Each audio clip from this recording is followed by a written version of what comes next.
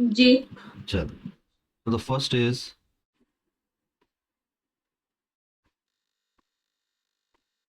Uncertainty.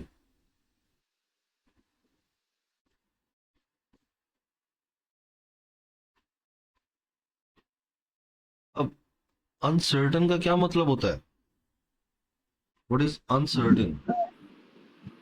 To be doubtful मतलब sure नहीं होना किसी चीज के बारे हाँ, जब हम किसी चीज के बारे में 100% श्योर ना हो या हमें डाउट हो किसी पे, है ना, किसी वैल्यू पे या किसी चीज पे, तो हम कहते हैं दिस इज अनसर्टन थिंग। ठीक है। तो जब लेट्स हमें पता है कि अगर आपके रिजल्ट में कोई एरर आ रहा है, ठीक है, अगर आपके रिजल्ट में क्या है, तो उस एरर की वजह से आपको डाउट होगा ना कि हो सकता है मेरा आंसर थोड़ा ज्यादा हो जाए या हो सकता है मेरा आंसर थोड़ा कम हो। तो एरर की वजह से जो आपके रिजल्ट पे डाउट आ जाता है कि हो सकता है असल वैल्यू थोड़ी सी ज्यादा हो या हो सकता है असल वैल्यू थोड़ी सी कम हो, इस डाउट को हम क्या कहते हैं? अनसर्टेनिटी कहते हैं। ठीक है। तो अगर हम इसकी डेफिनेशन लिखें तो ये बनेगी the magnitude of error, the magnitude of an error, कि आपके वैल्यू में कितना एरर है, मैग्नीट्यूड ऑफ एन एरर, और doubt, doubt in the measurement, in the measurement,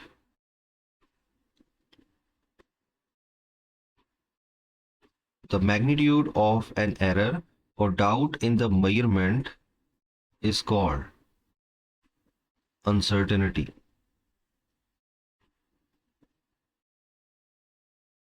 ठीक है बच्चे, डेफिनेशन में देखें कोई कंफ्यूजन?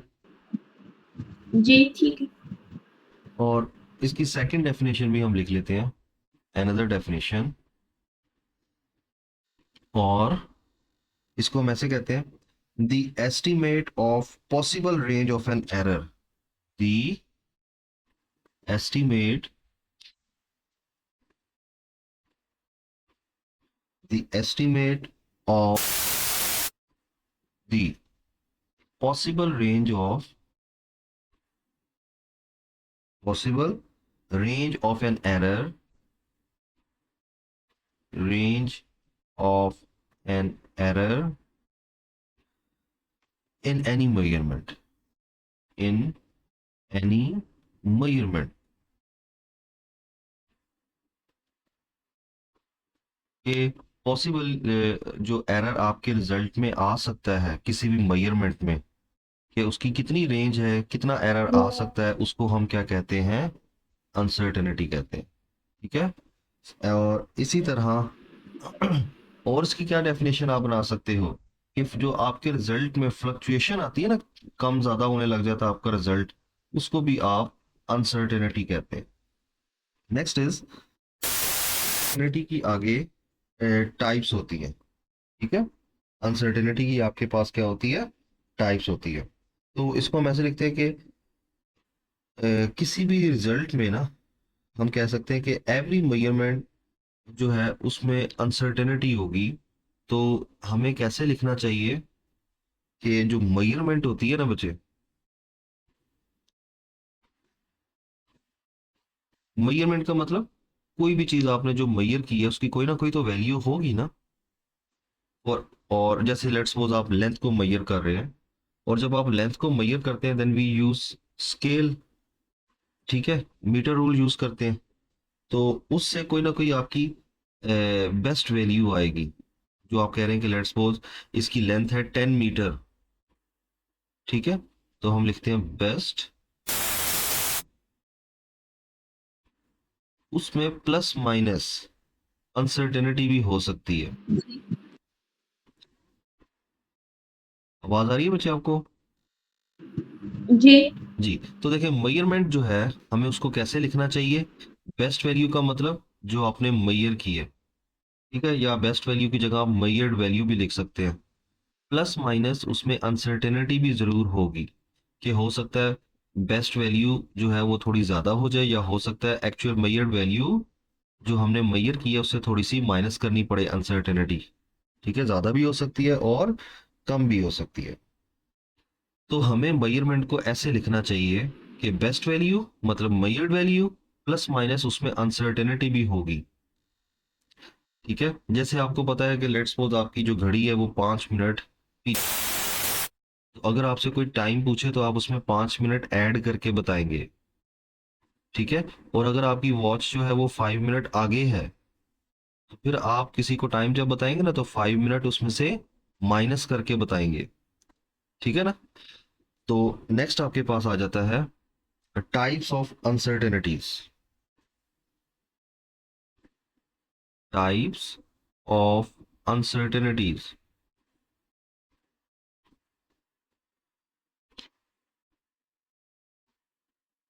अनसर्टेनिटीज। ठीक है, तो इसकी जो फर्स्ट टाइप आ जाती है वो आ जाती है absolute uncertainty. Absolute uncertainty.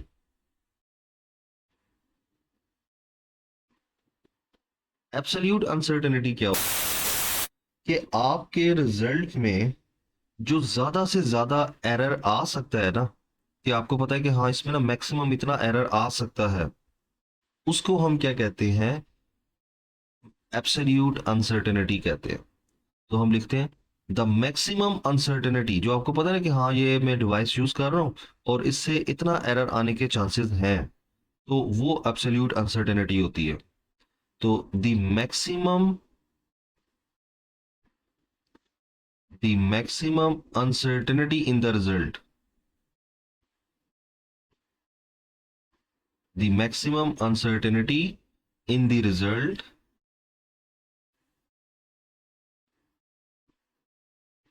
is called absolute uncertainty। समझाइए मुझे जी। कि जो आपके रिजल्ट में ज्यादा से ज्यादा एरर आने के चांसेस होते हैं, that is called absolute uncertainty.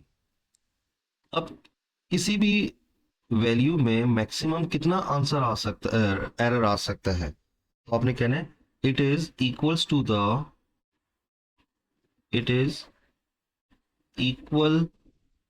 The least count of least count of measuring instrument। measuring instrument, इसका क्या मतलब है? It is equals to the least count of measuring instrument। इसको कैसे? जी। अगर फॉर एग्जांपल मेजरिंग इंस्ट्रूमेंट का लीस्ट काउंट 10 kg है, तो अगर हमारी लाइक जो तो फाइनल मेजरमेंट। देखें वो 10 kg से गुड, तो वो 10 kg से कम को तो मैयर नहीं कर सकता ना, जी। मतलब 9 kg को तो वो मैयर ही नहीं करेगा। तो मैक्सिमम उसमें 1 से लेके 9 kg तक तो क्या आएगा, एरर ही आएगा। जैसे मीटर रूल है, उसके ऊपर सबसे छोटी रीडिंग होती है 1 मिलीमीटर। तो अगर आप 1 मिलीमीटर से छोटी रीडिंग तो नहीं होगी ना स्केल के ऊपर, तो अगर आप उसको 1 मिलीमीटर से किसी छोटी चीज को मैयर करने लग जाएं whose length is less than 1 millimetre, तो जहरी बात है कि वो आपको एरर ही देगा, आपको वो मैयर करके नहीं दे सकता। ठीक है, और नेक्स्ट है by, it is denoted by, किससे डिनोट करते हैं,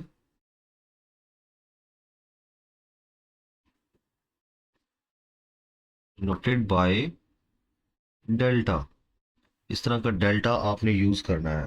ठीक है, और इसकी जो यूनिट होती है वो वही यूनिट होगी जो क्वांटिटी है, जैसे लेंथ है मीटर है ना, तो एब्सोल्यूट अनसर्टेनिटी की भी आपने यूनिट मीटर ही लेनी है, and have same unit as the quantity, and have same unit as the quantity, as the quantity. तो जो क्वांटिटी आप मेजर कर रहे हैं, जो यूनिट है ना, वही आपके पास एब्सोल्यूट अनसर्टेनिटी की भी वही यूनिट होगी। ठीक है, तो ये हमारे पास फर्स्ट अनसर्टेनिटी की टाइप आ जाती है। नेक्स्ट है सेकंड इज, आप कह सकते हैं फ्रैक्शनल अनसर्टेनिटी और रिलेटिव अनसर्टेनिटी। Fractional uncertainty. अब फ्रैक्शनल अनसर्टेनिटी क्या होगी कि जब आप एब्सोल्यूट अनसर्टेनिटी को उसकी एक्चुअल वैल्यू से क्या कर दें, डिवाइड कर दें। मैं ऐसे फॉर्मूला लिखता हूं कि जो फ्रैक्शनल अनसर्टेनिटी है वो होती है एब्सोल्यूट अनसर्टेनिटी,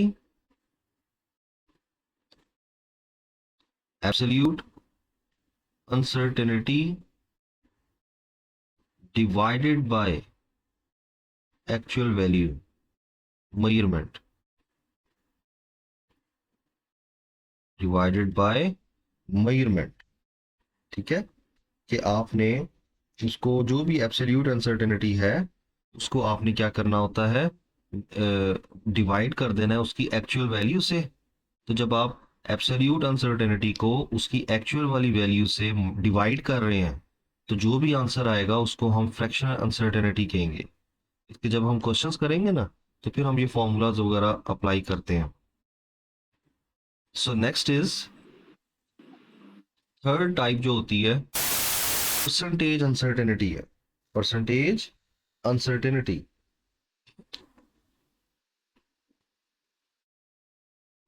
आपने मतलब देखना है कि आपके रिजल्ट में कितने परसेंट एरर आ रहा है, कितने परसेंट अनसर्टेनिटी आ रही है। तो परसेंटेज में निकालने के लिए हम क्या करते हैं, हम वो जो फ्रैक्शन है उसे 100 से मल्टीप्लाई करके चेक कर सकते हैं। हाँ जी, वेरी गुड। तो इसको मैं ऐसे लिखता हूँ कि जो आपने बोला ना वही लिख रहा हूँ। फ्रैक्शनल अनसर्टेनिटी को हमने मल्टीप्लाई कर देना है इससे 100 से। ठीक है, तो हमारे पास आंसर परसेंटेज अनसर्टेनिटी आ जाएगी। तो अगर इसका हम फॉर्मूला बनाएं तो हम लिखेंगे परसेंटेज अनसर्टेनिटी इक्वल्स टू, अब फ्रैक्शनल अनसर्टेनिटी का तो फॉर्मूला ये है ना, absolute uncertainty, absolute uncertainty divided by measurement, divided by measurement multiply by 100। उसको आपने 100 से मल्टीप्लाई कर देना तो आपके पास परसेंटेज अनसर्टेनिटी आ जाएगी। ठीक है, यहाँ तक देखे कोई कंफ्यूजन? नहीं। तो ये बेसिकली आप समझ लें जो अनसर्टेनिटी की ना 3 टाइप्स हैं। ठीक है, अब जो आपका ना, मैं आपको एक फॉर्मूला भी लिखा देता हूँ जिससे आपके क्वेश्चन उधर सोल्व होते हैं।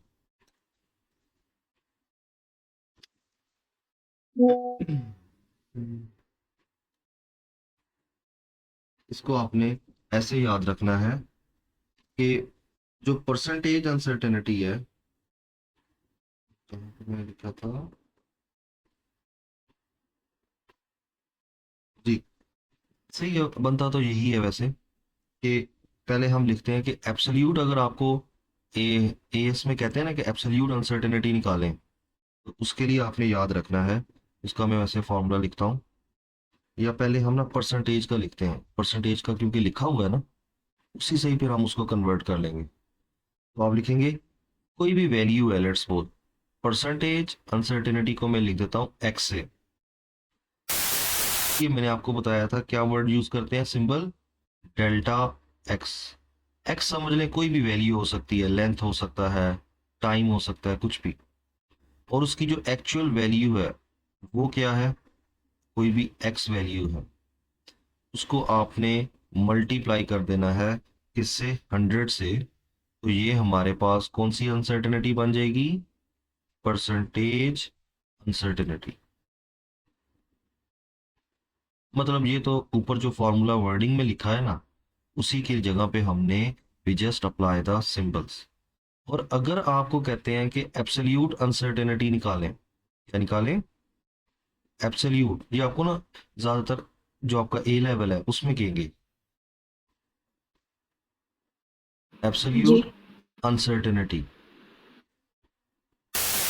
तो बच्चे देखें, एब्सोल्यूट अनसर्टेनिटी डेल्टा एक्स के इक्वल होती है ना, इसको आपने सब्जेक्ट बना दें।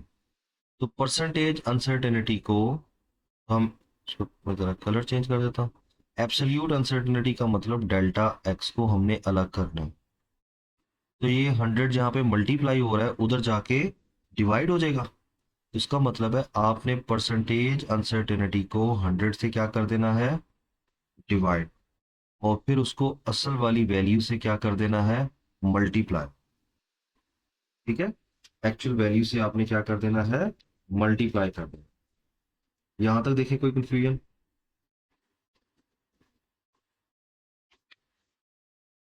जी बच्चे, इसकी समझ आई है? हेलो?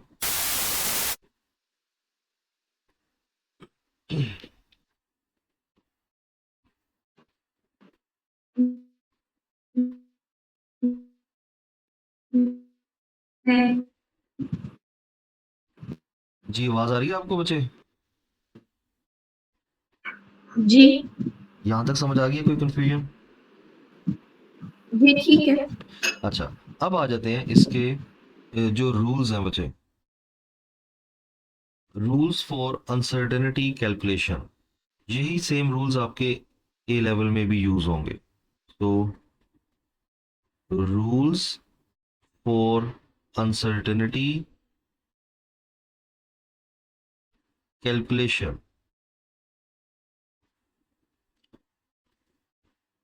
कि जब आप वैल्यूज को ट्रैक कर रहे हैं, मल्टीप्लाई या डिवाइड कर रहे हैं, तो फिर हमने अनसर्टेनिटीज के साथ क्या किया करना है। तो जो फर्स्ट रूल है वो है फॉर एडिशन एंड सब्ट्रैक्शन, कि जब आप दो वैल्यूज को ऐड कर रहे हो या सब्ट्रैक्ट कर रहे हो, तो हम लिखते हैं फॉर एडिशन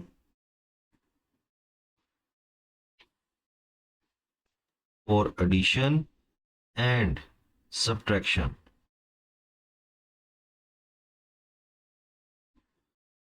एडिशन और सब्ट्रैक्शन में बच्चे आप रूल याद आपने रखने कि आपने हमेशा एब्सोल्यूट अनसर्टेनिटीज को क्या करना है, ऐड करना है। इसको मैं रेड से लिख रहा हूं, add absolute uncertainties always, add uncertainties uncertainties always। हमेशा आपने एब्सोल्यूट अनसर्टेनिटीज को क्या करना है, ऐड करना है। कैसे, इसका क्या मतलब है? फॉर एग्जाम्पल, हमारे पास कोई भी एक वैल्यू है ए, कोई भी वैल्यू है ए, और उसमें अनसर्टेनिटी कितनी है, प्लस माइनस डेल्टा ए, उसमें अनसर्टेनिटी है। ठीक है बच्चे, हमारे पास कोई भी एक वैल्यू है ए जी और उसमें अनसर्टेनिटी कितनी है, प्लस माइनस डेल्टा ए। इसी तरह हम उसको ऐड कर रहे हैं किसी दूसरी वैल्यू से। लेट्स सपोज उसको हम कोई सेलेक्ट कर सकते हैं बी, और उसमें अनसर्टेनिटी कितनी है, डेल्टा बी। मतलब हमारे पास दो वैल्यूज हैं, एक मेजरमेंट ए वाली है और एक मेजरमेंट बी वाली है। ए में अनसर्टेनिटी डेल्टा ए है, बी में अनसर्टेनिटी डेल्टा बी है। तो जब आप इनको सॉल्व करेंगे तो कैसे सॉल्व करेंगे, तो आप ऊपर रूल देखें क्या है, ऐड एब्सोल्यूट अनसर्टेनिटीज ऑलवेज। चाहे वैल्यूज ऐड हो रही हैं चाहे सब्ट्रैक्ट हो रही हैं, क्योंकि अभी तो मैंने ऐड किया ना दो वैल्यूज को, उसको आपने ऐसे ऐड करना है। जो ट्रू वैल्यूज हैं, मतलब जैसे ए प्लस बी, वो तो ऐड ही होंगी। फिर आप प्लस माइनस लगाएंगे, और मैंने आपको कहा है कि आपने अनसर्टेनिटीज को हमेशा ऐड करना है according to the first rule. ठीक है, अभी तो हमने दो वैल्यू है ना, अगर फॉर एग्जांपल दो वैल्यूज सब्ट्रैक्ट हो रही हैं, एक है ए plus minus delta A, minus लगा देते हैं आप बीच में, और उसको हम सब्ट्रैक्ट कर रहे हैं B plus minus delta B से, तो आपने याद रखना है कि जो पहली जो ट्रू वैल्यूज हैं उसमें तो मैथ का रूल ही अप्लाई होगा, ए माइनस बी, फिर सब्ट्रैक्ट हो रही हैं वो, लेकिन अकॉर्डिंग टू दिस रूल हमने अनसर्टेनिटीज को हमेशा ऐड करना है, तो delta A plus delta B. तो आपने ये नहीं सोचना कि अच्छा पहले वैल्यूज ऐड हो रही थी अब वैल्यूज सब्ट्रैक्ट हो रही हैं तो फिर अनसर्टेनिटीज भी सब्ट्रैक्ट होंगी, नहीं, अनसर्टेनिटीज हमेशा चाहे वैल्यूज ऐड हो रही हो चाहे वैल्यूज सब्ट्रैक्ट हो रही हो, आपने हमेशा क्या करना है, ऐड करना होता है। याद रहेगा ये बच्चे? जी। तो ये हमारा फर्स्ट रूल आ जाता है। नेक्स्ट इज, इसके बाद हम करते हैं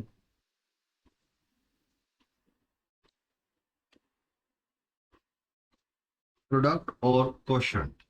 प्रोडक्ट और क्वोशंट का मतलब जब वैल्यूज मल्टीप्लाई और डिवाइड हो रही हो, जब आपने ये भी रूल्स याद रखने हैं, जब हम आगे इसके क्वेश्चंस करेंगे ना उनमें ये रूल्स हम क्या किया करेंगे, अप्लाई किया करेंगे। तो मैं कहूँगा according to the first rule add हो रही हैं वैल्यूज, तो हम क्या करेंगे, अभी चलें क्वेश्चन भी मैं करवाता हूँ आपको।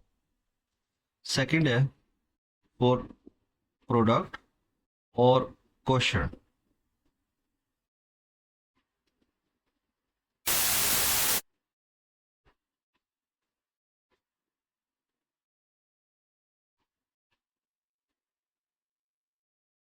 फॉर प्रोडक्ट और क्वोशंट, इसका प्रोडक्ट का मतलब मल्टीप्लाई होना, क्वोशंट का मतलब डिवाइड होना, तो आप ऐसे भी लिख सकते हैं फॉर मल्टीप्लीकेशन एंड डिवीजन। ठीक है, फॉर मल्टीप्लीकेशन एंड डिवीजन। तो इसमें आपके पास इसका पहले हम रूल रख लेते हैं कि जो फ्रैक्शनल अनसर्टेनिटीज हैं उनको पहले आपने परसेंटेज अनसर्टेनिटी में कन्वर्ट करना है। तो मैं ऐसे लिखता हूं कि the fractional uncertainties are converted, the fractional uncertainties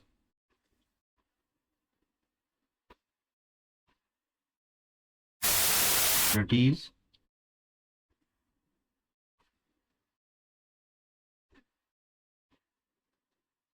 fractional uncertainties are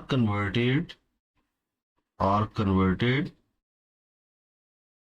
into percentage uncertainties into percentage uncertainties.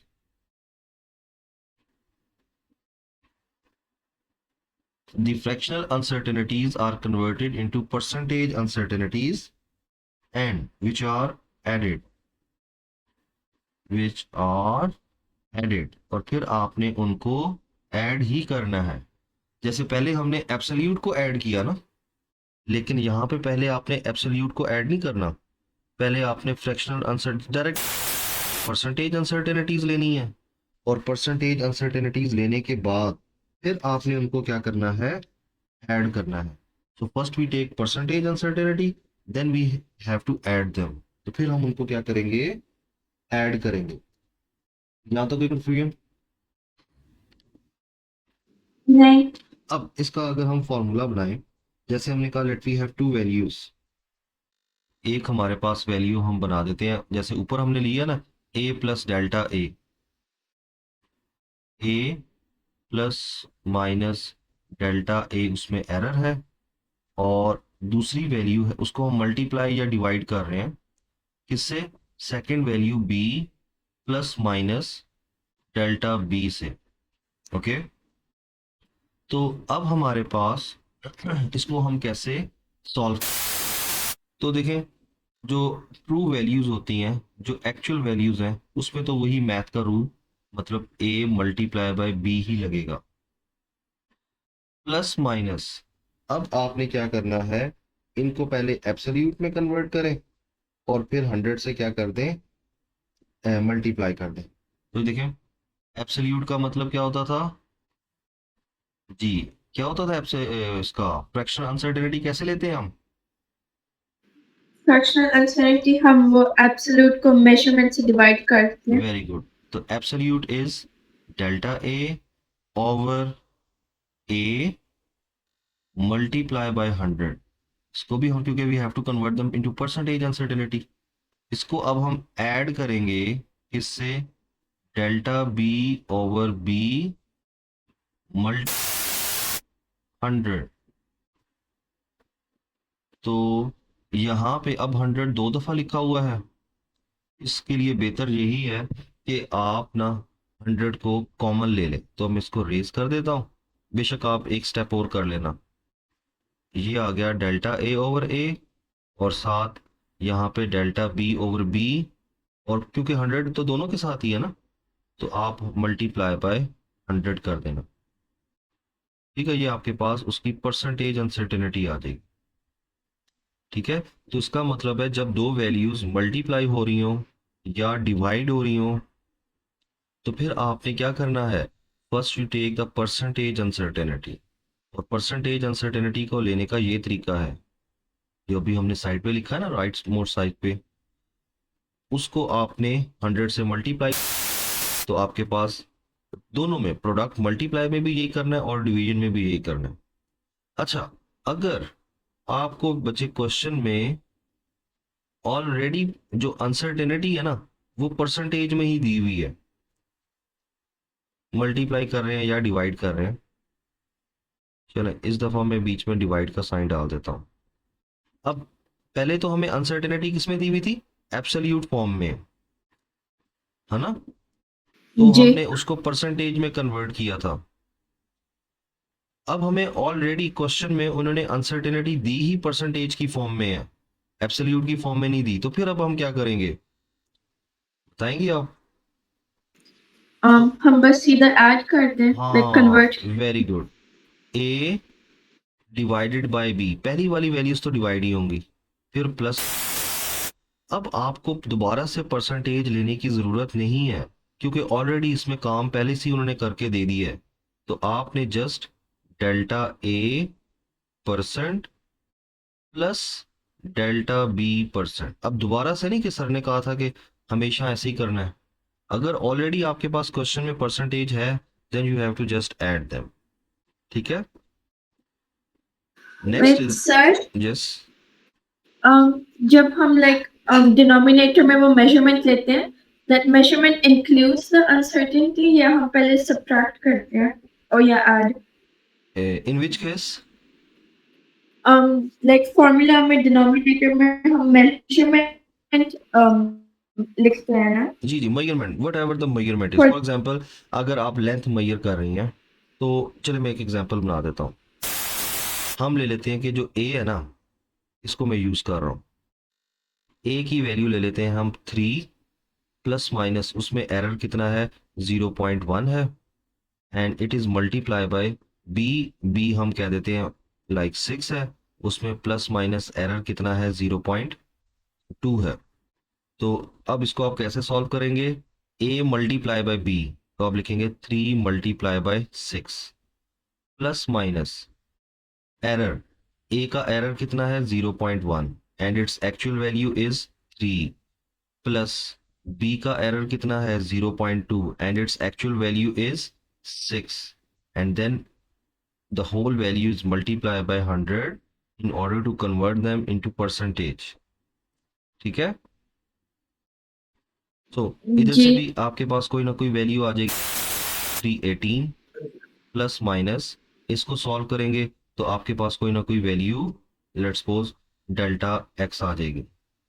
तो इस तरह आप कहेंगे कि ये एक्चुअल वैल्यू है, और इसमें ये वैल्यू इतने से कम या ज्यादा हो सकती है, ये मुझे 100% श्योर नहीं है कि इसका आंसर 18 ही आए, ज्यादा भी हो सकती है इतने से, इतने परसेंट से, और कम भी हो सकती है। ठीक है, जी। ओके, नेक्स्ट इसका जो थर्ड रूल है वो आ जाता है फॉर, इसको हम फॉर पावर फैक्टर, ठीक है। नेक्स्ट हम रूल की हेडिंग दे देंगे for power factor, power factor. तो पावर फैक्टर का मतलब, फॉर एग्जाम्पल अब आपको आइडिया है हम अनसर्टेनिटी को कैसे लिखते हैं। For example we have a value A plus minus and they have a uncertainty which is delta A, और इसकी कोई ना कोई अब पावर भी है, 2 है, 3 है, 6 है, कुछ पावर भी है। तो अब कैसे सॉल्व करेंगे आप? तो इसका रूल क्या है बच्चे, जो नॉर्मली हम मैथ में करते हैं वो तो यही है ना कि ए की पावर क्या हो जाएगी, एन हो जाएगी। उस पे तो आपने वही रूल अप्लाई करना है। लेकिन according to the this third rule, the power means n is multiply with the uncertainty always, ठीक है। Power is multiply with uncertainty. Any confusion? Power wait, is, तो जो मेजरमेंट होता है हम उस पे पावर कर देते हैं, लेकिन अनसर्टेनिटी पे हम मल्टीप्लाई करते हैं। यस, तो उसको मैं लिख देता हूँ, ये रूल आप, ये बहुत इंपॉर्टेंट है कि power is multiply with uncertainty. ये ऐसे लिख देते हैं, percentage uncertainty, percentage uncertainty is multiply with power, percentage uncertainty is multiply with power always. Okay, फिर यहाँ पे वो अनसर्टेनिटी एब्सोल्यूट नहीं है। एब्सोल्यूट भी हो सकती है, अगर एब्सोल्यूट है तो वर्ड एब्सोल्यूट का यूज कर लें। अगर क्वेश्चन में आपको अनसर्टेनिटी परसेंटेज की फॉर्म में दी हुई है तो आपने परसेंटेज करना है। तो मैं चलें ऐसा करता हूँ, परसेंटेज को चले रिमूव भी कर देता हूँ। आप लिख दें uncertainty is multiply with power, short form में। अब वो अनसर्टेनिटी बेशक परसेंटेज में बाज़ का दी होती है, बाज़ का उसमें एब्सोल्यूट की फॉर्म में दी हुई है, लेकिन रूल दोनों के लिए सेम ही है, ठीक है। एनी जी, कंफ्यूजन? नहीं। अच्छा, अब इसके ना एक रूल और है, uncertainty in the timing experiment. जैसे हम किसी टाइम को मेजर कर रहे हैं ना, uncertainty in the timing experiment, मतलब जब हम टाइम पीरियड को मेजर कर रहे हैं तो फिर आप उसको अनसर्टेनिटी को कैसे कैलकुलेट करते हैं। फॉर एग्जांपल उसका फॉर्मूला, जैसे आप सिंपल पेंडुलम का टाइम पीरियड मेजर कर रहे हैं और आपके पास आपने चेक करना है कि उसमें कितनी अनसर्टेनिटी आ सकती है। तो उसके लिए आप क्या फॉर्मूला यूज करते हैं, फॉर्मूला हम ऐसे लिख लेते हैं, uncertainty in the time period. ये आपका ए लेवल में यूज नहीं होगा, ये वाला फोर्थ वाला, अनसर्टेनिटी इन टाइम पीरियड। उसको आप कैसे कैलकुलेट करेंगे, लीस्ट काउंट, जो भी आप डिवाइस मतलब स्टॉप वॉच यूज कर रहे हैं ना, उसका least count divided by total number of vibrations, total number of vibrations, least count divided by total number of vibrations, ठीक है। कि कितनी बॉडी ने वाइब्रेशंस कंप्लीट की हैं, आपने उसको उससे क्या कर देना है, लीस्ट काउंट से डिवाइड कर देना। तो आपके पास अनसर्टेनिटी आ जाएगी किसमें, टाइम पीरियड में आपको पता चल जाएगा कि कितनी अनसर्टेनिटी आ रही है। यहाँ तो कोई कंफ्यूजन? नहीं। अच्छा, अब हम एक क्वेश्चन करता हूँ आपसे, आपने उसका आंसर देना है। ये एमसीक्यूज ही है बेसिकली। आप याद रखें कि for example the percentage uncertainty, मतलब percentage uncertainty in maths is कि परसेंटेज अनसर्टेनिटी मैथ्स में है वो कितनी है, 2%। और वेलोसिटी में जो परसेंटेज अनसर्टेनिटी है वो कितनी है बच्चे, percentage uncertainty in velocity is, कोई भी रख लें, 3% रख लें। सो मैथ्स में कितना एरर आ रहा है, 2%। वेलोसिटी में कितना एरर आ रहा है, 3%। तो बताएं फिर काइनेटिक एनर्जी में कितने परसेंट अनसर्टेनिटी होगी, percentage uncertainty in the kinetic energy. Yes, question की समझ आई है? जी।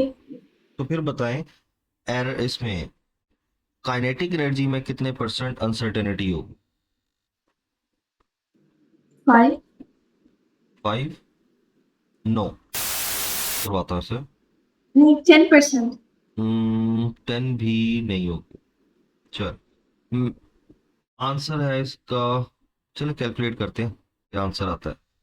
देखिए, we know that the kinetic energy is half m v square, ऐसा ही होता है।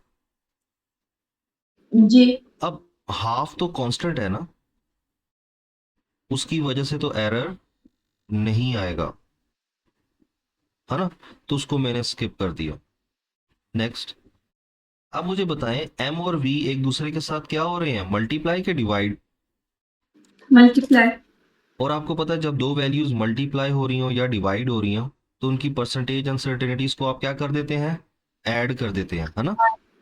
तो हम लिखेंगे एम, जब डेल्टा एम चले, डेल्टा एम परसेंटेज में लेंगे, प्लस कर देंगे उसको डेल्टा वी की जो वैल्यू है उससे, है ना बच्चे।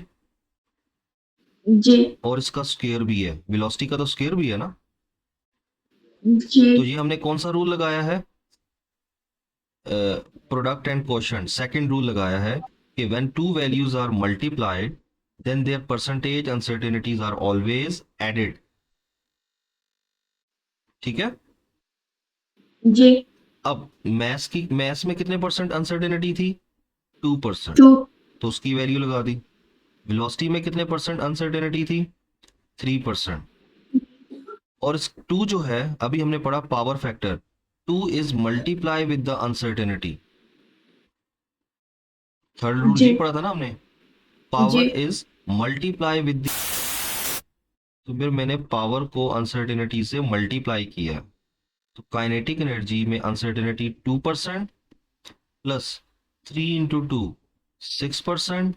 सो the percentage uncertainty in the kinetic energy equals to 8%। Clear है? जी। चले एक और क्वेश्चन है, इस मतलब इसमें हमने दो रूल्स अप्लाई किए हैं कि लेट द जी। Percentage uncertainty in radius is 2%। Percentage uncertainty in radius of sphere ले लें इज 2%। ठीक है। So what will be uncertainty in the volume of sphere. तो स्फीयर के वॉल्यूम में कितने परसेंट अनसर्टेनिटी आएगी जी, 6। 6 कह रही हैं आप, हाँ गुड। कैसे पता चला, because we know that the volume of sphere is 4/3 πr³ होता है ना, this is the volume of sphere. और 4/3 π तो कांस्टेंट है, तो हमारे पास r³ रह गया। तो percentage uncertainty in radius is 2% and power is multiply with the uncertainty, so the answer is 6%। Clear है बच्चे? जी। सो ये हमारे पास अनसर्टेनिटीज इस तरह से हमने अप्लाई करनी है, लेकिन ये तो जरा सिंपल है ना। लेकिन आगे जब हम उस पर कैसे निकालेंगे वो जब हम न्यूमेरिकल प्रॉब्लम्स करेंगे उसमें आपको आइडिया हो जाएगा। ठीक है।